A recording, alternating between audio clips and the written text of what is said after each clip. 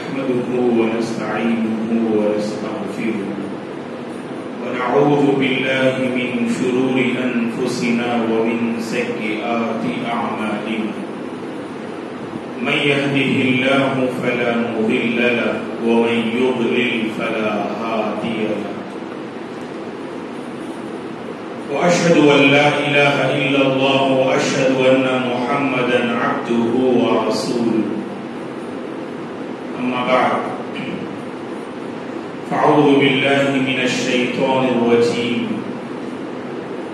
يا أيها الذين آمنوا اتقوا الله حق تقاته ولا تموتن إلا وأنتم مسلمون يا أيها الناس اتقوا ربكم الذي خلقكم من نفس واحدة وخلق منها زوجها وبث منهما رجالا كثيرا ونساء واتقوا الله الذي تساءلون به والأرحام إن الله كان عليكم رقيبا يا أيها الذين آمنوا اتقوا الله وقولوا قولا سديدا يصلح لكم أعمالكم ويغفر لكم ذنوبكم ومن يطع الله ورسوله فقد فاز فوزا عظيما فإن خير الحديث كتاب الله وخير الهدي هدي محمد صلى الله عليه وسلم وشر الأمور محدثاتها وكل محدثة بدعة وكل بدعة ضلالة وكل ضلالة في النار فأعوذ بالله من الشيطان الرجيم ولقد خلقنا الإنسان ونعلم ما توسوس به نفسه ونحن أقرب إليه من حبل الوريد إذ يتلقى المتلقيان عن اليمين وعن الشمال قعيد ما يلفظ من قول إلا لديه رقيب عتيد وجاءت سكرة الموت بالحق ذلك ما كنت منه تحيد ونفخ في الصور ذلك يوم الوعيد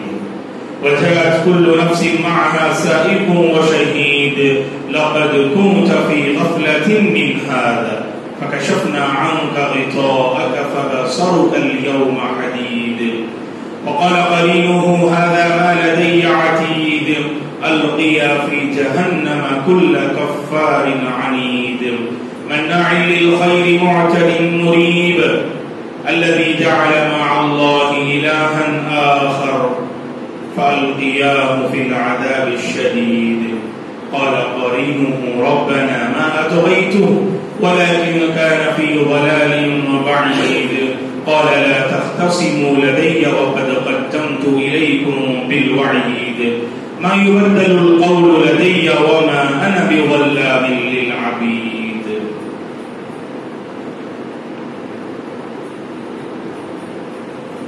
ما سلككم في سقر قالوا لم نك من المصلين ولم نك نطعم المسكين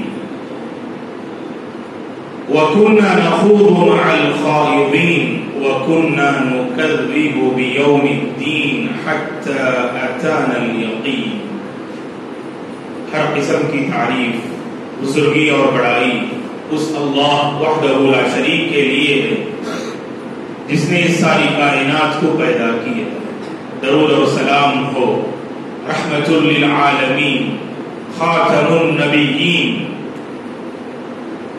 محمد عربی صلی اللہ علیہ وسلم پر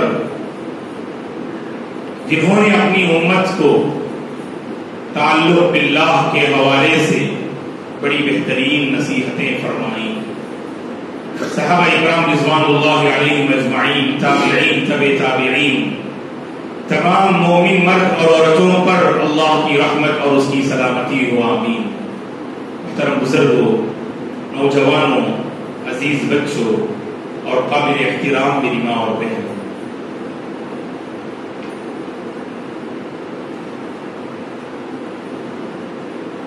ہر انسان کا آپس میں ایک دوسرے سے تعلق ہوا کرتا ہے، اور تعلقات کی بنیاد پر زندگی کا یہ سفر آگے بڑھتا ہے، اور اس سفر میں اگر تعلقات میں بہتری آ جائے تو زندگی خوشگوار بن جاتی ہے۔ ایسے احباب میسر ہو جائیں جن احباب کے میسر ہونے سے، جن احباب کی صحبت سے، جن احباب کے تعلق سے اگر ہماری سوچ بن جائے، نکھر جائے، سنور جائے تو زندگی سنور جاتی ہے۔ اور ہر انسان کی یہ جستجو ہوتی ہے کہ زندگی میں ایسوں سے اپنا تعلق قائم رکھیں اور ایسوں سے اپنے تعلق کو مضبوط کر لیں جو تعلق ہمیں امن و سکون کا باعث بن جائے، جو تعلق ہمیں کامیابی کی طرف لے جائے، جو تعلق ہمیں ہر قسم کی سعادت اور بھلائی سے مالا مال کر دے۔ اور ویسے اس سے پہلے خطبات میں ہم نے تعلق باللہ کے سلسلے میں چند اہم باتیں بیان کی کہ اس دنیا میں ایک مسلمان کی زندگی میں جتنے بھی تعلقات قائم ہو جائیں، ان تعلقات پر سب سے عظیم تعلق وہ ہے جو رب کے ساتھ قائم ہو جائے۔ تعلق باللہ کے حوالے سے اہل علم نے کہا کہ من اعظم القرب والطاعات، عبادات اور بندگی میں سب سے بہترین بندگی تعلق باللہ کی ہوا کرتی ہے۔ انبیاء کی زندگی کو پڑھ کے دیکھیے گا، سب سے مضبوط رشتہ انبیاء کا اللہ کے ساتھ ہوا کرتا تھا۔ اسلاف کی زندگی کو پڑھ کے دیکھیے گا، ان کی زندگی میں جو برکتیں نظر آتی ہیں، ان کی زندگی میں جو خیر خواہی نظر آتی ہے، ان کی زندگی میں جو سعادتیں ہمیں نظر آتی ہیں، ان برکتوں، سعادتوں، رحمتوں کے پیچھے یہی تعلق باللہ کا فرما نظر آتا ہے۔ جس بندے کا اللہ کے ساتھ تعلق مضبوط ہوگا وہ ہر تعلق کو بہتر کرنے اور بہتر بنانے میں کامیاب ہوگا، اور جس بندے کا اللہ کے ساتھ تعلق میں خلل اور بگاڑ پیدا ہو جائے تو سمجھ لیجیے گا اس کی زندگی بگاڑ کی جانب آگے بڑھ رہی ہوتی ہے اور اپنے آپ کو سعادتوں سے وہ محروم کر رہا ہوتا ہے۔ تو اسی لیے ہر مسلمان کی یہ جستجو اور اس کی یہ کوشش ہونی چاہیے کہ اللہ سے ہمارا تعلق مضبوط ہو جائے، اللہ سے ہم قریب ہو جائیں، اللہ کا تقرب حاصل کرنے والے بندوں میں ہم اور آپ شامل ہو جائیں، ہر وہ راستہ اپنائیں جو آپ کو رب سے قریب کر دے، ہر وہ طریقہ اختیار کریں جس کو اختیار کرنے سے آپ کے دل کی دنیا سنور جائے اور بدل جائے اور آپ رب سے قریب ہو جائیں۔ یہ ہر مسلمان سے مطلوب ہے، اور اس سلسلے میں تعلق باللہ، اللہ کے ساتھ میرا اور آپ کا تعلق کس قدر مضبوط ہے، اس کا جائزہ لینے کے لیے چند علامتیں ہم نے اس سے پہلے کے خطبات میں ہم نے ذکر کی۔ ہم سمجھتے ہیں کہ ان علامتوں میں ایک اہم علامت یہ ہے، اگر کوئی بندہ چاہتا ہے، اگر کوئی مسلمان چاہتا ہے کہ میں اپنی زندگی کو انصاف کے ترازو میں رکھ کر تولوں کہ میرا اللہ کے ساتھ کتنا تعلق ہے اور اللہ کے ساتھ تعلق میں کس قدر سچا ہوں، اگر وہ جاننا چاہتا ہے، اگر وہ پیمانہ کرنا چاہتا ہے تو اپنی زندگی کو نمازوں کے ترازو میں توڑنے کی کوشش کیا کرو، کیونکہ یاد رکھیں دوستو، تعلق باللہ کا سب سے بہترین مظہر نمازوں کی پابندی ہے۔ تعلق باللہ کی سب سے عظیم، سب سے بڑی علامت توحید کے بعد نمازوں کا اتمام ہے اور نمازوں کا قیام ہے، اور اس بات کو ہمیں نہیں بھولنی چاہیے۔ اور یہ بات آپ جانتے ہیں کہ صلی اللہ علیہ وسلم کی سیرت آپ پڑھ کے دیکھیں کہ جو اسلام میں داخل ہوں، داخل ہونے کے بعد کلمہ توحید کے بعد آپ دینی ناحیے سے سب سے پہلے جو تعلیم سامنے والے کے ذہن میں آپ کھول کر پلانے کی کوشش کرتے وہ یہی نمازوں کا اہتمام اور نمازوں کی تلاوت. وہ مشہور حدیث آپ جانتے ہیں جسے حدیث معاذ کے نام سے محدثین جانتے ہیں کہ جب معاذ بن جبل رضی اللہ عنہ کو رسول اللہ صلی اللہ علیہ وسلم یمن بھیج رہے تھے تو اس موقع پر آپ نے حضرت معاذ بن جبل رضی اللہ عنہ کو مختلف نصیحتیں آپ نے فرمائی. ان میں سے نصیحت یہ انک تأتی قوما من اہل کتاب فلیکن اول ما تدعوهم الیہ شہادۃ اللہ الہ الا اللہ وان محمد رسول اللہ فانهم اطاعوک لذلك فاعلمهم ان اللہ افترض علیہم 5 صلوات فی اليوم واللیلہ فانهم اطاعوک لذلك فاعلمهم ان اللہ افترض علیہم صدقہ تؤخذ من اغنیائهم فترد على فقرائهم وإياك وكرائم أموالهم واتق دعوة المظلوم فإنه ليس بينه وبين الله حجاب. یہ اللہ کے نبی صلی اللہ علیہ وسلم نے حضرت معاذ بن جبل رضی اللہ عنہ سے فرمایا اے معاذ یمن جا رہے ہو, یمن کی قوم آسمانی کتاب کی حامل ہے, آسمانی کتاب کا علم رکھنے والی قوم ہے, لہذا سب سے پہلے یمن قوم سے مخاطب ہوتے ہوئے کلمہ توحید ان کی خدمت میں پیش کرنا, کلمہ توحید کو ان کی خدمت میں پیش کرنا. فإنهم أطاعوك لذلك, اگر یمن والوں نے کلمہ توحید کو اپنا لیا, دار اسلام میں داخل ہو گئے, اس کے بعد سب سے پہلی ذمہ داری آپ کی کیا ہے؟ آپ انہیں بتانا, انہیں سمجھانا, انہیں نصیحت کرنا. کس بات کی نصیحت کرنا؟ فَأَعْلِمْهُمْ أَنَّ اللَّهَ افْتَرَضَ عَلَيْهِمْ 5 صلوات فِي الْيَوْمِ وَاللَّيْلَةِ. آپ انہیں بتانا اے لوگو کلمہ توحید کو اپنانے کے بعد تم پر سب سے پہلی اور عظیم جو ذمہ داری ہے وہ 5 وقتہ نمازوں کی پابندی ہے. اللہ نے ہر مسلمان پہ اسے لازم کیا ہے. بلوغت کے مرحلے کو پہنچنے کے بعد ہر مسلمان عاقل بالغ مرد اور عورت پر 5 وقتہ نمازوں کی پابندی مرتے دم تک ادا کرنا ضروری ہے. کہیں پر بھی آپ بالغ ہونے کے بعد سے موت تک آپ سبحان اللہ یہ ایسی بندگی ہے, کہیں پر بھی آپ کو اس میں چھوٹ نہیں دی گئی کہ کسی وجہ سے آپ اسے چھوڑ دیں, کسی وجہ سے آپ اسے ترک کر دیں. اگر آپ ہوش و حواس میں ہیں, اگر آپ عقل رکھتے ہیں, اگر آپ بالغ ہیں تو مرتے دم تک اس عبادت کی آپ کو پاسداری کرنی ہے, اس عبادت کا آپ کو اہتمام کرنا ہے. سفر میں ہے, سفر کی مشقتوں اور صعوبتوں کو سامنے رکھتے ہوئے شریعت ہمارے مزاج کو سمجھتی ہے, انسانی جذبات کی قدرداں ہے, لہذا شریعت کی تعلیم یہ ہے اگر آپ مسافر ہیں تو آپ جہاں 4 رکعت آپ پہ فرض ہے وہاں 4 رکعت کے بدلے 2 رکعت پڑھا کیجیے. اگر آپ کھڑے ہو کر پڑھ نہیں سکتے تو بیٹھ کر پڑھا کیجیے, بیٹھ کر پڑھ نہیں سکتے تو لیٹ کر پڑھا کیجیے. تو جس حالت میں آپ ادا کر سکتے ہیں بندگی کا یہ مظہر آپ پیش کر سکتے ہیں, آپ کو پیش کرنا ہی ہے اور کسی بھی حال میں یہ معاف نہیں ہے. اتنی عظیم عبادت صلی اللہ علیہ وسلم کی زندگی میں آپ غور کر کے دیکھیں تو بہت ساری بھلائیاں ہمیں نظر آتی ہیں. یہ اس عظیم بھلائی کا نتیجہ ہے. اس کی زندگی میں دوستو نماز کی پابندی ہوگی نا, وہ ہر خیر سے مالا مال ہوگا. وہ معاشرے کا باعزت انسان ہے, وہ معاشرے کا باعزت انسان ہے جو 5 وقتہ نمازوں کا پابند ہے. گرچہ لوگوں کے پاس اس کی کوئی ویلیو ہو کہ یا نہ ہو, اسی جیسے اللہ کے نبی نے فرمایا بعض اللہ کے بندے دیکھنے میں بڑا پراگندہ حال نظر آتے ہیں, لوگ ان کی قدر کرتے ہیں جو دیکھنے میں بہت زیادہ اونچے درجے میں رکھتے ہوں, تو ایسے لوگوں کو سلام کرتے ہیں اور ایسے لوگوں سے اپنا تعلق بتاتے ہیں. گرچہ اس کا رب سے تعلق کس قدر بگڑا ہوا کیوں نہ ہو, لوگوں کی اس پر جو نظر نہیں ہوتی.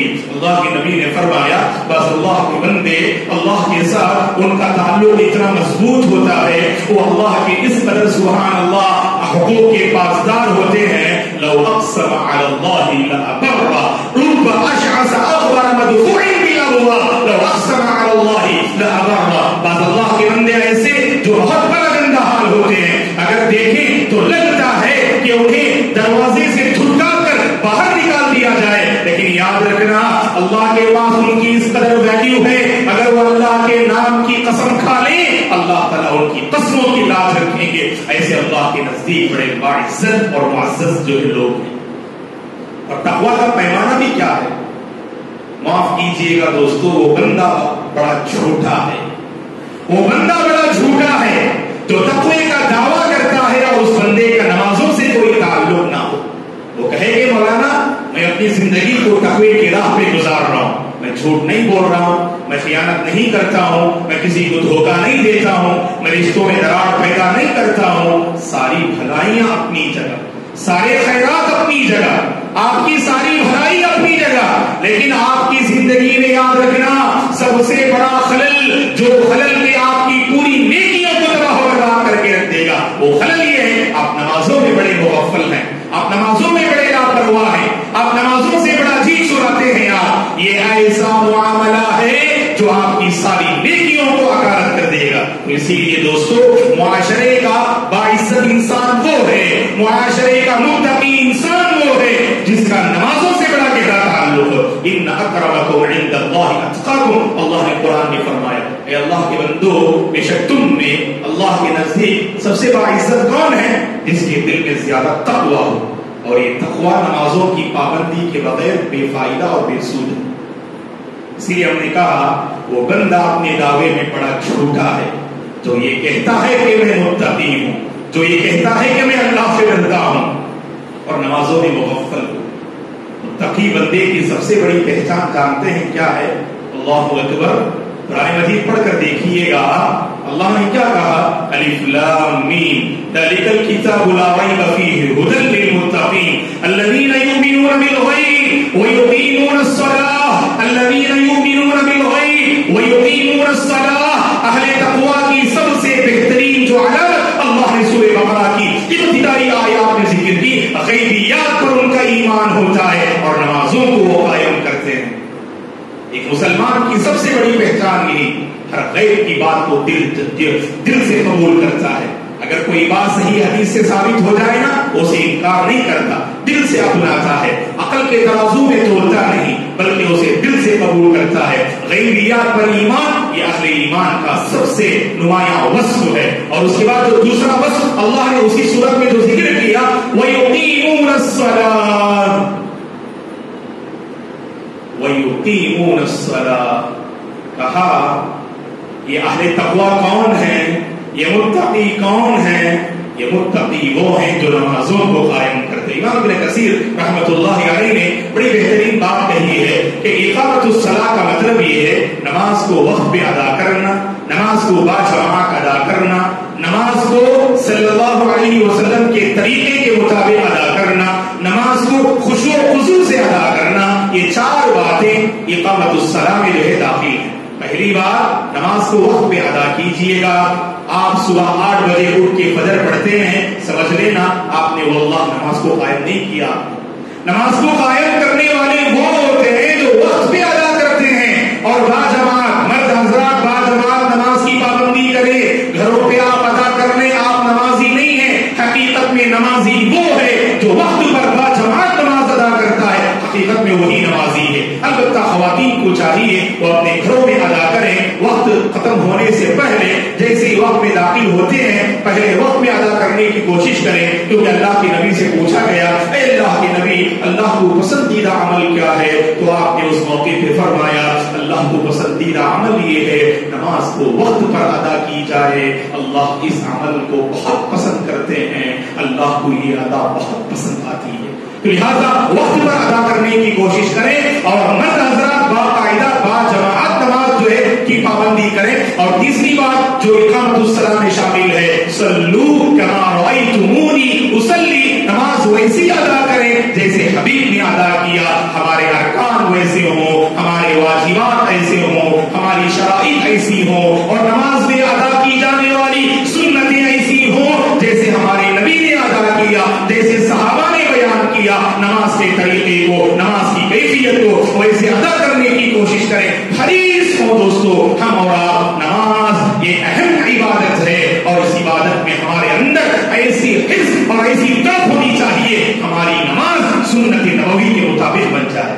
اور لوگ کہتے ہیں مولانا یہ تو سنت نہ نماز میں ادا کرنا ضروری نہیں ہے نا، اگر رکن ہو، پلر آف صلاح ہو ہم اسے اپنائیں گے، نماز کا کوئی واجب ہو ہم اسے اختیار کریں گے، یہ تو نماز میں ایک سنت ہے نا، تو لہٰذا سنت کو نظر انداز مت کیجیے۔ کیجئے گا. اگر آپ جانتے ہیں یہ سنت ہے, ہمارے نبی نے کیا ہے اور صحیح حدیث سے ثابت ہے, اللہ کے بندو اسے اپناؤ, اسے اپناؤ. اللہ تمہیں ہدایت دے, اللہ تم پر رحمت نازل فرمائے. ایک بندہ حریص ہوتا ہے جب اس کے سامنے سنت کی وضاحت ہو, جب اس کے سامنے طریقہ رسول کو واضح کیا جائے تو ہمارا ایمان ایسا ہو, اس طریقے رسول کو دل و جان سے اپنانے کی ہمیں کوشش کرنی چاہیے. ہماری نماز صلو کما رأیتمونی اصلی کے مصداق بن جائے. اور اسی طرح سے چوتھی اور اہم بات خشوع و خضوع سے ادا کرنا. بس اللہ کے بندے نماز پڑھتے, نماز کے دوران اگر تھوڑی دیر اپنے آپ سے وہ سوال کر لیں کہ بھائی آپ کہاں ہیں, آپ نماز میں. بہت سارے نمازی ایسے ہیں اللہ رحم فرمانا اس خشوع و خضوع کے سرمایے سے محروم. دوستو نماز پڑھنا یہ حقیقت میں کمال نہیں ہے, خشوع و خضوع سے ادا کرنا حقیقت میں یہی کمال ہے. بہت سارے بندے آتے ہیں, 4 رکعت والی نماز مثلاً ہوتی ہے, اگر دوسری رکعت میں, تیسری یا چوتھی رکعت میں ہوتے ہیں, بہت سے اللہ کے بندوں کو پتہ ہی نہیں چلتا ہے, گویا کہ نماز کو عبادت سمجھ کر ادا کرنا یہ ان کے بس کی بات نہیں ہوتی ہے.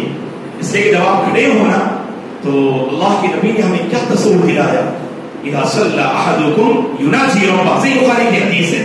جب تم میں سے کوئی نماز پڑھتا ہے نا تو گویا کہ وہ اپنے رب سے سیکرٹ باتیں کرتا ہے, اپنے رب سے وہ گفتگو کرتا ہے, راز کی جو ہے باتیں کرتا ہے. وہ جب رب سے ہم بات کرتے ہیں تو ہمارا احساس کیسا ہو, ہمارا شعور کیسا ہو, ہمارے دلوں کی کیفیت کیا ہو, تو ہمارے اندر کیا سبحان اللہ جو ہے دلوں کی جو ہے کیا کیفیت ہونی چاہیے, ہر مسلمان اسے محسوس کرے. اور معاف کیجیے گا دوستو, نمازوں میں بھی تھوڑا سا بعض اللہ کے بندے فرق رکھتے ہیں.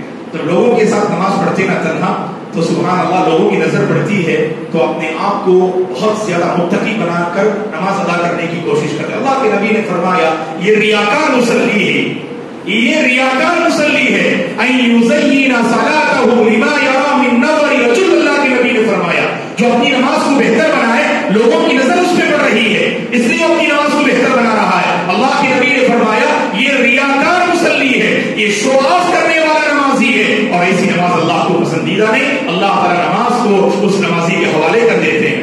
اللہ کو وہ نماز بہت پسندیدہ ہے, اللہ اکبر, اللہ کو وہ نماز بہت پسندیدہ ہے جو خشوع و خضوع سے ادا کی جائے. بندہ نماز پڑھتے ہوئے روحانیت اس کی جو نماز میں طاری ہو, خشوع و خضوع اس کی نماز میں طاری ہو. اللہ نے قرآن میں کیا کہا, قد افلح المؤمنون الذین هم فی صلاتهم خاشعون. وہ مومن کامیاب ہو گئے, حقیقت میں وہ مومن کامیاب ہو گئے جو اپنی نماز میں خشوع و خضوع اختیار کرتے ہیں. تو یہ بھی ایک عظیم سرمایہ ہے نماز میں. اللہ سے مانگا کریں, اے اللہ مجھے نماز میں خشوع و خضوع عطا فرما, للہیت عطا فرما, تیرا تقوی عطا فرما, اور تیری طرف مکمل متوجہ ہو کر ادا کرنے کی اے اللہ تو مجھے توفیق عطا فرما. ایسی نمازیں انقلاب لے آتی ہیں دوستو, ایسی نمازوں سے بدلاؤ آتا ہے, ایسی نمازوں سے زندگی سنورتی ہے, ایسی نمازوں سے مسائل حل ہوتے ہیں, ایسی نمازوں سے بندہ رب سے قریب ہوتا ہے, اور ایسی نمازوں سے ہماری ہر پریشانی دور ہوگی. یاد رکھو اللہ کے نبی نمازوں میں اپنی پریشانیوں کا حل تلاش کیا کرتے تھے. اللہ کے نبی نمازوں میں اپنی پریشانیوں کا حل تلاش کیا کرتے تھے. صحابہ اکرام بیان کرتے ہیں کان نبی صلی اللہ علیہ وسلم اذا حزبه امر فزع الى الصلاه. رسول اللہ کی زندگی میں جب کوئی مشکل گھڑی آتی تو اللہ کے نبی نماز کی طرف لپکتے اور ایسی نماز ادا کرتے اس نماز سے رب راضی ہو جاتا, اور رب اگر راضی ہو جائے ہمارا ہر مشکل مسئلہ حل ہو جائے. کیا بات ہے, نمازوں کی پابندی کرتے ہیں پھر بھی ہماری زندگی میں کوئی بدلاؤ نہیں. کیا بات ہے کہ نمازوں کا اہتمام کر رہے ہیں پھر بھی ہم حقوق العباد میں بڑے کوتاہ رکھتے ہیں. ہم نمازوں کی پابندی کرتے ہیں, زبان کو سچائی نہیں ملتی. ہم نمازوں کی پابندی کرتے ہیں, نگاہوں کی حفاظت کر نہیں پاتے. ہم نمازوں کا اہتمام کرتے ہیں اور اپنے آپ کو گناہوں سے بچا نہیں پاتے. ہم نمازوں کی حفاظت کرتے ضرور ہیں لیکن ہماری دعائیں اللہ کے پاس قبول نہیں ہوتی. ہم نمازوں کا اہتمام کرتے ضرور ہیں لیکن ہماری دعائیں اللہ کے دربار میں سنی نہیں جاتی, کیونکہ نماز کو نماز سمجھ کر ہم ادا نہیں کرتے. دوستو اللہ نے قرآن میں وعدہ کیا, وَمَنْ أَصْدَقُ مِنَ اللَّهِ قِيلًا وَمَنْ أَصْدَقُ مِنَ اللَّهِ حَدِيثًا. اللہ سے بڑھ کر باتوں میں کوئی اور سچا ہو نہیں سکتا. اللہ کی بات سچی ہے، اللہ کا وعدہ سچا ہے، اللہ کا کلام سچا ہے. اپنی نمازوں کو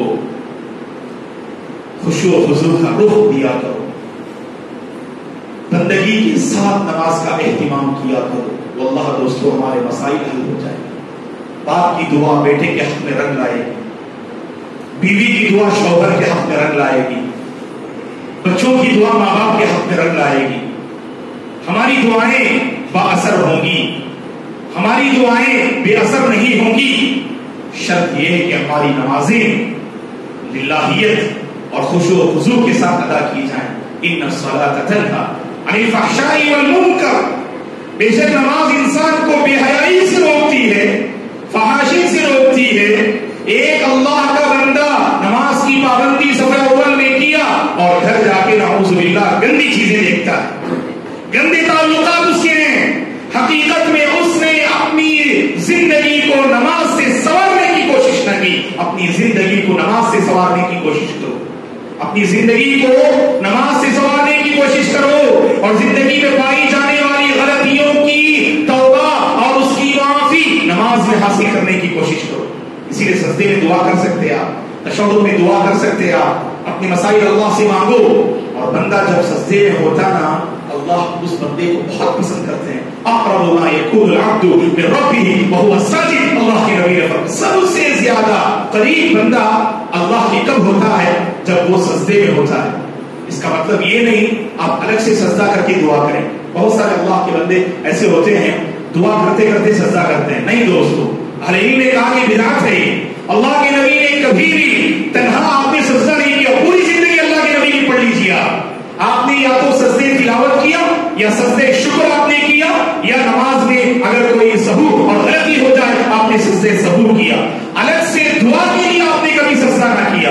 بندہ جو اللہ سے قریب ہوتا ہے نا سجدے کی حالت میں، وہ نماز کا سجدہ ہے، الگ سے سجدہ نہیں. خواتین بھی اکثر ایسی کرتی ہیں، دعا کرتے کرتے سجدہ کرتی ہیں. نہیں، اللہ کی بندی ہو، الگ سے سجدہ مت کرو. آپ جو 2 رکعت نفل پڑھتی ہیں تو 2 رکعت نفل میں جب سجدے میں آپ ہوں، اس سجدے میں اللہ سے خوب مانگے آپ، گڑگڑا کے مانگے آپ، رو کے مانگے آپ، اللہ کو منوا کے رہے آپ. کیونکہ بندہ سجدے میں جب اللہ سے مانگتا ہے اللہ کی رحمت جوش میں آتی ہے، اللہ کی رحمت جوش میں آتی ہے. اسی لیے ہمیں سجدے میں ضرور مانگنا چاہیے، لیکن الگ سے سجدہ کر کے نہیں، بلکہ نماز کا جو سجدہ ہے تو اس سجدے میں ہمیں اللہ سے مانگنا چاہیے.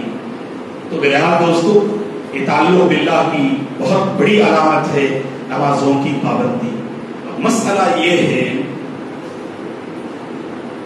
دنیا میں جتنے مسلمان پائے جاتے ہیں سارے مسلمانوں سے ایک سوال کیجئے گا، بھائی آپ پر کیا ذمہ داری ہے بحیثیت مسلمان؟ توحید کے بعد، کلمے کو اپنانے کے بعد، واللہ میں سمجھتا ہوں کوئی مسلمان ایسا نہیں ہوگا جو یہ کہے کہ مولانا میں نماز کے بارے میں نہیں جانتا. ہر ایک کو پتا ہے کہ سب سے اہم عبادت نماز کی پابندی ہے، ہر ایک کو پتا ہے. لیکن کیا بات ہے، اللہ رحم کرے، اللہ ہمارے دلوں کی اصلاح فرمائے، سب سے اہم عبادت ہونے کے باوجود معاف کیجئے گا سب سے زیادہ لاپرواہی اسی عبادت میں ہوتی ہے.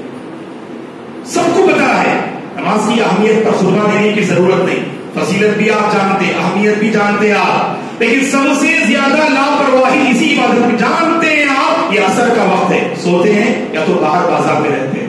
جانتے ہیں کہ یہ عشاء کا وقت ہے، گپ شپ میں ادھر ادھر جو ہے اپنے آپ کو جو ہے، یعنی اللہ کے بعض بندے وہ ہوتے ہیں، اللہ رحم کرے دوستو، اگر دل کی ایسی کیفیت ہونا، اللہ سے آپ 1000 بار مانگیے، اللہ آپ کے دل کو سنوار دے کہ نماز کے وقت میں اپنے آپ کو بازار میں رکھ کر اگر آپ ٹھنڈک محسوس کرتے ہیں اور مسجد میں آنے سے آپ کو گھبراہٹ ہو رہی ہے، مطلب اللہ آپ کے دل سے ایمان کو چھین رہے ہیں، اللہ تعالیٰ آپ کے دل سے ایمان کو چھین رہے ہیں اور اسے اس کا احساس بھی نہیں ہے. اور یہ زندگی بڑی مختصر ہے، اور اس کا احساس کب ہوگا؟ جب لوگ ہمیں قبر کے حوالے کریں گے نا، قبر کی تنہائی میں ہم ہوں گے نا، قبر کی بند کوٹری میں ہم ہوں گے نا، اس وقت ہمیں احساس ہوگا مؤذن کی جو ندا تھی حی علی الصلاۃ حی علی الفلاح، اس ندا کو ہم نے جو نظر انداز کیا، اس کا احساس، اس کی ندامت اور اس کی شرمندگی ہمیں قبر کی کوٹری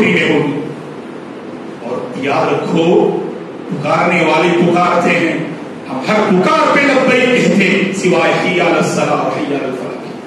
سوشل میڈیا میں کوئی اچانک نوٹیفیکیشن آپ کو آتا ہے، خاص کر آفر کا جب موسم ہوتا ہے ہر بندہ حریص ہوتا ہے، بار بار اپنا موبائل دیکھتا ہے کہ کسی ایپ کے ذریعے سے کوئی جو ہے آپ کو آفر آ جائے، بالفور داخل ہوتے ہیں اور اسے حاصل کرنے کی کوشش کرتے ہیں۔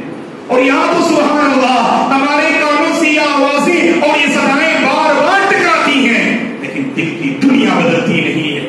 ہم نے ان صداؤں کو نظر انداز کر دیا۔ اللہ کے بندو، اذان کا جواب دینے میں جو فضیلت ہے نا، وہ فضیلت جانتے ہی کیوں ہے؟ جب بندہ اذان پر اپنے کانوں کو اذان کے حوالے کرے گا نا، تب دل میں جو ہے بدلاؤ آئے گا۔ ہم کبھی اذان سننے کی کوشش ہی نہیں کرتے۔ ہم اذان سننے کی آپ کو دیکھیے گا گھروں کا حال، جب ٹی وی چالو ہو اذان کی آواز کانوں سے ٹکرائے ویلیوم جو ہے بند کر دیتے ہیں اور سمجھتے ہیں کہ ہم مومن ہیں، ہم اور صرف ویلیوم بند کیا اور سامنے پوری نگاہ جو ہے اسی جو ہے سیریل اور فلم پہ ہوتی ہے اور اپنے آپ کو مطمئن، شیطان مطمئن کر دیتا ہے۔ اذان کے موقع پر آواز کو بالکل کم کر دینا چاہیے، نگاہیں کہاں ہیں؟ اسی کی طرف دوڑ رہی ہیں۔ اگر آپ اپنے کان کو اس صدا کے حوالے کرتے، یہ بار بار جب صدا ہمارے کانوں سے ٹکرائے نا، یہی آواز اور یہی صدا ہمارے دل کی دنیا بدلے گی۔ دوستو، یہ دل کا حال نہیں بدل رہا ہے، اذان کا جواب ہم نہیں دے رہے، اذان کا جواب دینے کی کوشش کرو۔ حی علی الصلاۃ حی علی الفلاح لا حول ولا قوت الا باللہ۔ اگر آپ نیکی کرتے ہیں اللہ کی مدد ہے، برائی سے بچتے ہیں اللہ کی مدد ہے۔ برائی سے بچنا یہ اللہ کی مدد کے بغیر ممکن نہیں، نیکی کرنا یہ اللہ کی مدد کے بغیر ممکن نہیں۔ اللہ سے ہماری دعا ہے اللہ تعالی ہم سب کو نمازی بنائے۔ اللہ تعالیٰ سے ہماری دعا ہے پروردگار ہم سب کو نماز پر توجہ دینے کی توفیق عطا فرمائے۔ سکون ہم نمازوں میں تلاش کریں، برکتیں ہم نمازوں میں تلاش کریں، سکون و اطمینان ہم نمازوں میں تلاش کریں، خود بھی نمازی بنیں، اپنے گھر والوں کو بھی نمازی بنائیں، اپنی خواتین کو بھی نمازی بنائیں، اپنے بچوں کو بھی نمازی بنائیں، آس پاس کے لوگوں کو بھی نمازی بنانے کی کوشش کریں۔ مساجد کو آباد کرنے والے بندوں میں اللہ ہم سب کو شامل فرمائے۔ اللہ مساجد کی حفاظت فرمائے، مدارس کی حفاظت فرمائے، نمازیوں کی حفاظت فرمائے، نمازی بننے کی اللہ مجھے اور آپ کو توفیق عطا فرمائے۔ نماز کی پابندی پر اللہ مجھے اور آپ کو باقی رکھے اور اسی پر اللہ خاتمہ نصیب فرمائے۔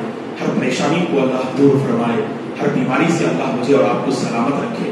ہم میں سے جو بیمار ہیں اللہ انہیں شفا عاجلہ اور کاملہ نصیب فرمائے۔ ہم میں سے جو پریشان حال ہیں اللہ سب کی پریشانی کو دور فرمائے۔ برکتوں، سعادتوں اور رحمتوں والی زندگی اللہ ہم سب کو نصیب فرمائے۔ آمین۔ اقول قولی ھذا واستغفر اللہ لی ولکم ولسائر المسلمین من کل ذنب فاستغفروہ انہ هو الغفور الرحیم۔ إن الحمد لله نحمده ونستعينه ونستغفره ونعوذ بالله من شرور أنفسنا ومن سيئات أعمالنا من يهده الله فلا مضل له ومن يضلل فلا هادي له وأشهد أن لا إله إلا الله وأشهد أن محمدا عبده ورسوله أما بعد فأعوذ بالله من الشيطان الرجيم إن الله وملائكته يصلون على النبي يا أيها الذين آمنوا صلوا عليه وسلموا تسليما اللهم صل على محمد وعلى آل محمد كما صليت على إبراهيم وعلى آل إبراهيم إنك حميد مجيد اللهم بارك على محمد وعلى آل محمد كما باركت على إبراهيم وعلى آل إبراهيم إنك حميد مجيد اللهم أعز الإسلام والمسلمين وأذل الشرك والمشركين اللهم احفظ الإسلام والمسلمين اللهم انصر الإسلام والمسلمين اللهم أصلح أحوال المسلمين في كل مكان يا رب العالمين اللهم أصلح أحوال المسلمين في الهند يا أكرم الأكرمين اللهم لا تدع لنا ذنبا إلا غفرته ولا هما إلا فرجته ولا هما إلا فرجته ولا دينا إلا قضيته ولا مريضا إلا شفيته ولا حاجة من حوائج الدنيا والآخرة إلا قضيتها يا رب العالمين اللهم أرنا الحق حقا وارزقنا اتباعه وأرنا الباطل باطلا وارزقنا اجتنابه وأرنا الباطل باطلا وارزقنا اجتنابه اللهم إنا نسألك الهدى والتقى والعفاف والغنى اللهم اشف مرضانا ومرضى المسلمين اللهم ارحم موتانا وموتى المسلمين اللهم آت نفوسنا تقواها وزكها أنت خير من زكاها أنت وليها ومولاها عباد الله رحمني ورحمكم الله فاعوذ بالله من الشيطان الرجيم ان الله يأمر بالعدل والإحسان وإيتاء ذي القربى وينهى عن الفحشاء والمنكر والبغي يعظكم لعلكم تذكرون اذكروا الله العظيم يذكركم ولذكر الله تعالى أكبر الله يعلم